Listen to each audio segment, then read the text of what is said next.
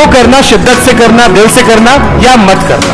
अगर आपको आपके सपनों को पूरा करना है तो बाकी लोगों से थोड़ी ज्यादा मेहनत एक उम्र में करनी होगी। कि वो कौन सा आपदा है जो हो नहीं सकता, तेरा जी ना चाहे तो क्या हो नहीं सकता। वो कौन सा आपदा है जो हो नहीं सकता, तेरा जी ना चाहे तो क्या हो नहीं सकता। एक छोटा सा चीता जाके पहाड़ के ऊपर घर करे, क्या ये लड़के अपने ख्वाबों को मुकम्मल ना कर सके। First should be confidence, second should be clarity, कैसे किया जाएगा, and the last should be consistency. तो अगर आप में कॉन्फिडेंस है, उसके साथ क्लैरिटी है, और with clarity you have consistency, कर ली दुनिया मुट्ठी में। कि जहाजों को जो डुबा दे उसे तूफान कहते हैं, और तूफानों से जो टक्कर ले उसे इंसान कहते हैं।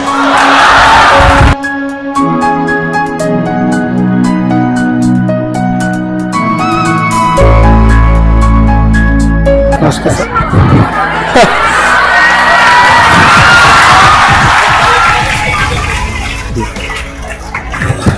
अब आपके सामने जो है उन्हें परिचय के मोहताज हैं। जहां पत्रकारिता की आवाज को कई बार ये होते हैं कि हमारी मीडिया का रैंकिंग कहां जा रहा है, उसी दौरान में कई लोग स्तंभ बन के खड़े रहते हैं।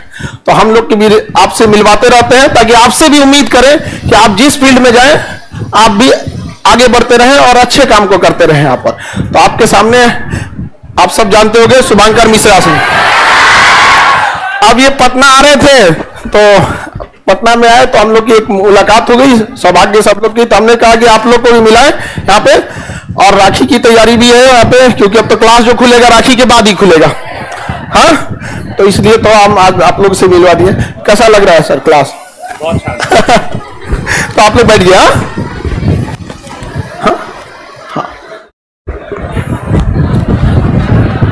ऑन है कि नहीं ये वाला? हाँ हाँ ऑन है।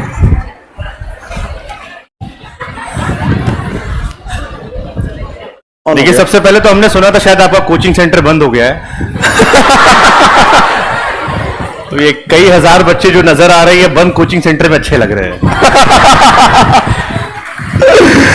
बढ़िया एकदम। बाकी पटना पहली बार आना हुआ है, बिहार पहली बार आना हुआ है, तो बहुत अच्छा लग रहा है आप लोगों को देख के। मेरा बहुत मन था खान सर से मुलाकात करने का, क्योंकि सोशल मीडिया के माध्यम से कई बार कई कॉम्प्लिकेटेड इश्यूज को बड़े हल्के फुल्के अंदाज में हम समझा करते थे। मेरी मम्मी बहुत बड़ी फैन है सर की, बाय द वे। हमने खान सर को दिल्ली बुलाया अपने पॉडकास्ट में, और आई एम श्योर वहां तक प्रसाद आ जाएगा। हाँ जरूर आ जाएगा, जरूर। बाकी आप लोगों से आप सब अच्छा कर रहे होगे, आई एम श्योर। यहाँ पहुंचे हो घर वालों से दूर, कुछ घर वालों के पास बहुत सारे सपने लेकर। मेरी लाइफ का एक्सपीरियंस इतना रहा कि मैं जब कॉलेज के टाइम में था और जब मैं बाद में एंकर बना, तो मेरे मन में कई बार ये सवाल आता था कि ऐसा क्या था कि जो मैं, क्योंकि आपको शायद कुछ लोग जानते होंगे, मैंने बीटेक मैकेनिकल इंजीनियरिंग की है। तो बीटेक से जब मैं टीवी की दुनिया में आया तो मेरे करियर में सक्सेस बहुत तेज आने लगी।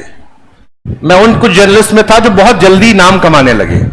तो फिर मेरे मन में ख्याल आया कि यार टैलेंट तो पहले भी होगा मुझ में, तो वहां पर सक्सेस उतनी तेज क्यों नहीं मिली, क्योंकि मैं अपने स्कूल में एक एवरेज लड़का था, और टीवी की दुनिया में मैं धीरे धीरे एक्स्ट्राऑर्डिनरी बनता गया। मैंने आज तक से रिटायरमेंट लिया था, मैं पहला एंकर था जिसे टीवी से निकाला नहीं गया था, स्वेच्छा से छोड़ के गया था। तो ये थॉट आया मेरे मन में, अच्छा किए हमने स्ट्रेट फॉरवर्ड बोल देते हैं, लेकिन सच में बहुत अच्छा किए। तो इसका रीजन क्या था? आई थिंक वो रीजन मैं आप लोगों से शेयर करना चाहता हूं। कोई भी काम जिंदगी में जिसमें आपको घड़ी देखने की जरूरत ना पड़े, हमेशा करियर के प्रोफेशन में उसे चुनना। सर ये सबको खाली फोन पे बतियाने में मन लगेगा, फिर उस पे ही ना घड़ी देखेगा सर, ना भूख देखेगा सर, ना प्रोफेशन बनाएगा सर उसको। आप सब्जी का ठेला भी लगाओ, लेकिन अगर आपका मन लगता सर उसमें भी क्रिएटिविटी है, तो आप उसमें भी झंडा गाड़ दोगे। लेकिन कोई भी ऐसा काम जिसमें आपको बार बार घड़ी देखना पड़े, जैसे कई बार मैं सर से बात कर रहा था कि ऐसे कोचिंग सेंटर में भी पढ़ाई करते थे और मैं पीछे आके बैठ जाया करता था, और फिर 2-3 साल हम घर पे सिर्फ कहते थे कि तैयारी कर रहे हैं। क्या कर रहा है लड़का? तैयारी कर रहा है। और फिर तैयारी का रिजल्ट आता था, कई बार संकोच करते थे और बड़ी सारी परेशानियां हुई। या एग्जाम होते थे, अक्सर पूछते थे कि भाई तुमसे क्या पूछा सर ने। टीवी में यह सवाल कभी नहीं आया। उसका रीजन यह होता है कि जब आप अपने पसंद की चीज को करते हो तो आपको किसी को पुश नहीं करना पड़ता, किसी को आपको उठाना नहीं पड़ता। किसी को आपको पढ़ने के लिए कहना नहीं पड़ता, वो काम करने के लिए कहना नहीं पड़ता। और जब आपका एवरेज दिन होगा, क्योंकि आप हर दिन अपना बेस्ट नहीं दे सकते हो, लेकिन आपका एवरेज भी आपके चॉइस ऑफ फील्ड पे किसी और के बेस्ट से बेहतर हो जाता है। सो इसलिए अपने करियर में आप क्या करते हो वो आपका फैसला है।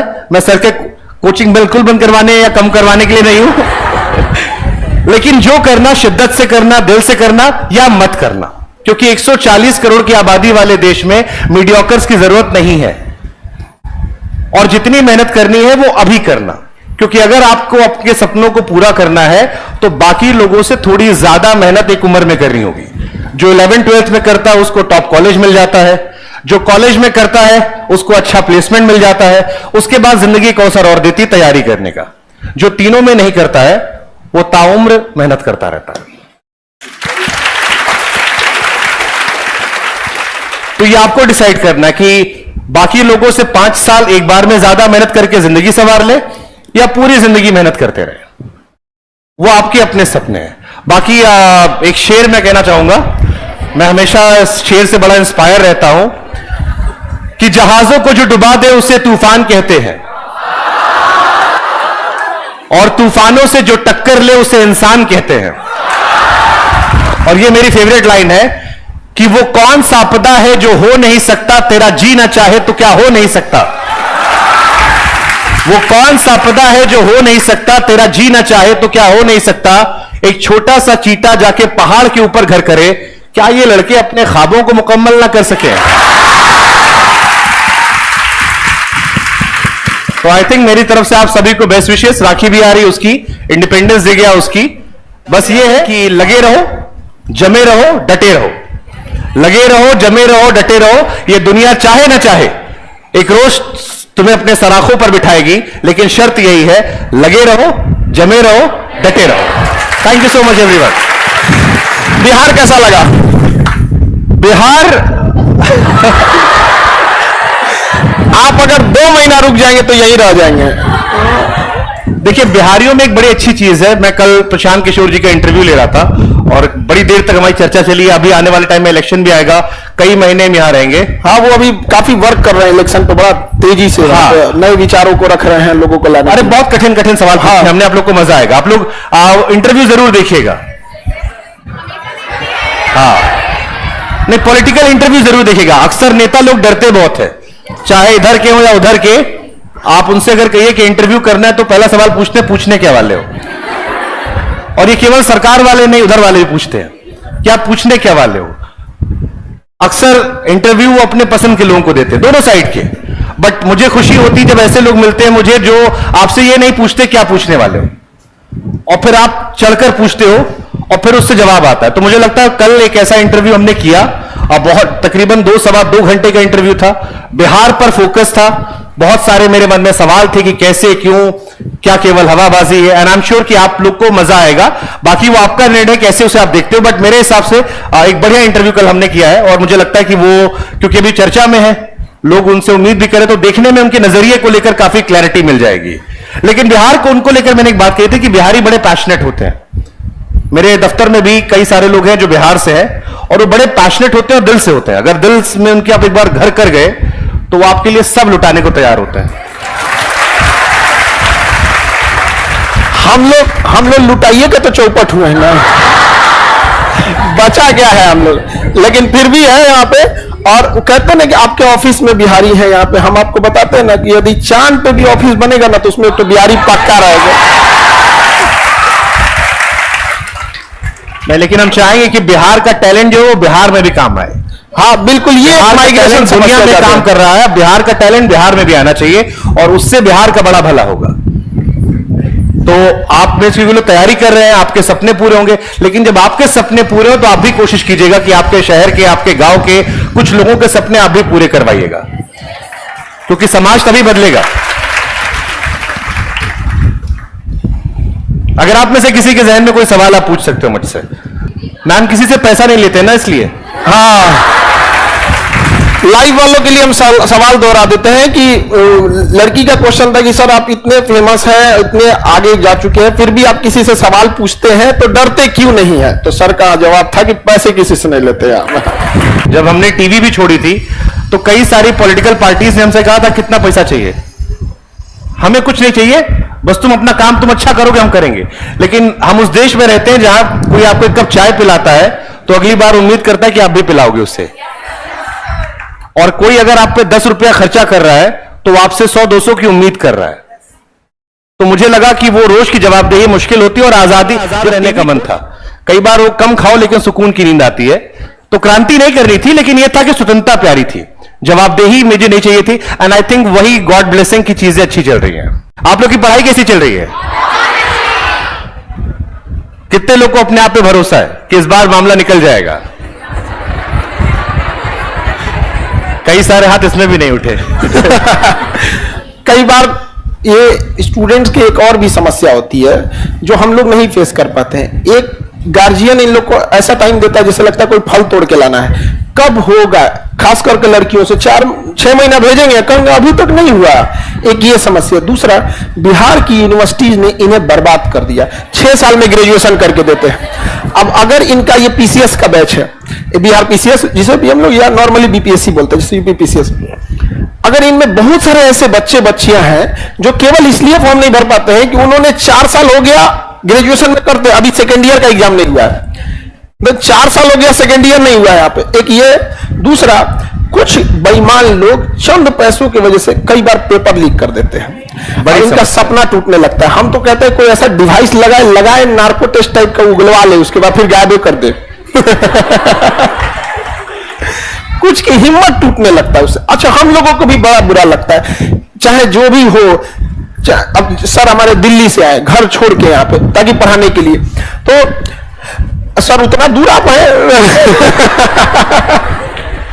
तो अब यहाँ पे ना ऐसा होता था कि पहले जो अमीर बच्चे थे वो दिल्ली जाके पढ़ाई करते थे। अब सबको दिल्ली तो नहीं भेज सकते थे, हम दिल्ली के जितने बेस्ट टीचर थे उनको यहाँ ले आ दिए यहाँ पर। तो ये लोग भी अपना घर द्वार सब छोड़ के यहाँ के पढ़ाते हैं। जब पेपर लीक हो जाता है ना, तो कई बार सर लोग हमें कॉल करते हैं, सर बिहार में क्या हो रहा है। उस समय हमको जवाब देने के लिए कुछ रहता ही नहीं, हम बोले क्या बोले, अजीब सा हो जाता है, मतलब समझ में नहीं आता गुस्सा कहां निकाला जाए यहाँ पर। और एक सीधा सा जवाब आता है, हम इसकी जांच कर रहे हैं। अरे जांच कर रहे हैं, इनको जांच में नहीं पूरा होता है, हम तो समझते हैं इन लोग को जांच कर रहे हैं। तो बस ये एक तो तकलीफ लग। अच्छा, ये केवल समस्या बिहार की नहीं है, ये यूपी की भी है, राजस्थान की, एक बड़े लेवल की पैन इंडिया समस्या बन चुकी है यहाँ पर।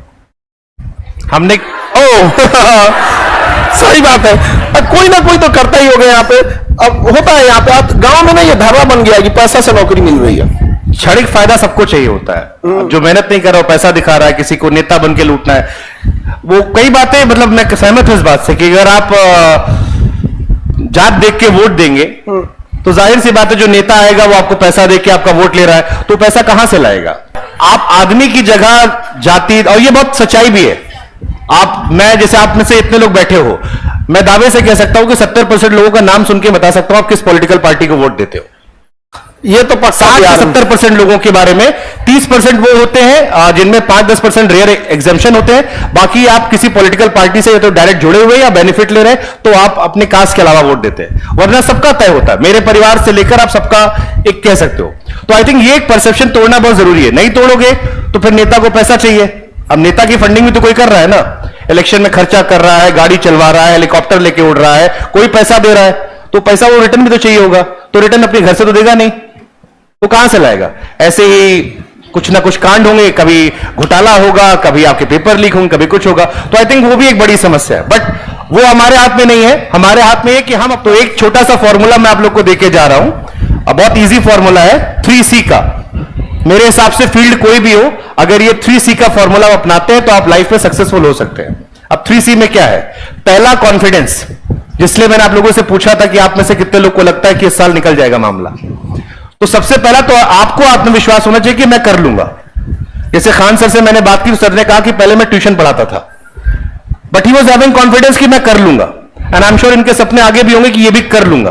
तो पहले आधी लड़ाई तो इस यहां से होती है कि आपको भरोसा है कि भाई अगले साल रिजल्ट जब आएगा तो मैं देखने जाऊंगा, मेरा नाम है। अगर मैं नीचे से देखना शुरू कर रहा हूं, मुझे डर है, तो आधा तो आप वहीं खत्म हो गए। तो first is confidence, second clarity कि अब ये तो है कि हम कर लेंगे गुरु, अब करेंगे कैसे? तो करने का तरीका सर है, वो अलग अलग फील्ड के अलग अलग है, वो आप अपने सीनियर समझ सकते हो किस फील्ड में आप क्या कर रहे हो। But first should be confidence, second should be clarity कैसे किया जाएगा, and the last should be consistency. वो शाहरुख खान ने कहा था ना कि आपकी तबीयत खराब होगी, गर्लफ्रेंड नाराज होगी, बॉयफ्रेंड गुस्सा हो जाएगा, बीच में ब्रेकअप हो जाएगा, कभी घर में पैसों की समस्या होगी, कभी रोड पे बारिश होगी, कभी ऑफिस आने का मन नहीं करेगा, बहुत सारे इश्यूज होंगे, लेकिन उन सब के बीच में रोज आपको कंसिस्टेंसी रखना है उस पीरियड में कि सपना पूरा हो। सो अगर आप में कॉन्फिडेंस है, उसके साथ क्लैरिटी है, और with clarity you have consistency, कर ली दुनिया मुट्ठी में।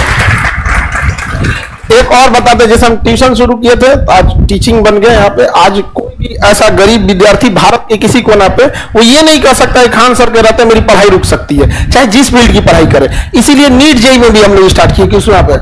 और एक और बात बताते हैं, आने वाले, अभी तो ये छोटा लक्ष्य नहीं है, बड़ा लंबा लक्ष्य है, लेकिन कुछ समय ऐसा होगा कि दहेज लेने से लोग को डर लगेगा,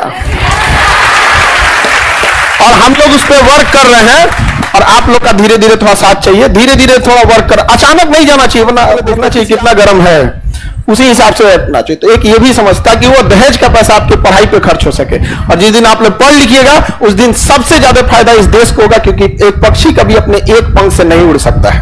हम पुरुषों को लगता था कि आज हम लोग आगे बढ़ा सकते हैं, आज तक ट्राई कर रहे हैं लोग 70 साल से। एक बार आप लोग का भी साथ मिल जाएगा, सब आगे बढ़ेंगे। बाकी आप सब लोग को अच्छा लगा होगा। जैसे सर अपने फील्ड में एकदम बेस्ट किए, आप लोग भी अपने अपने फील्ड में जाइएगा, बेस्ट कीजिएगा, ठीक है? चलिए, आप सब लोगों को happy Rakshabandhan. Thank you so much everyone, ध्यान रखिए अपना, खुश रहिए, मस्त रहिए। ठीक।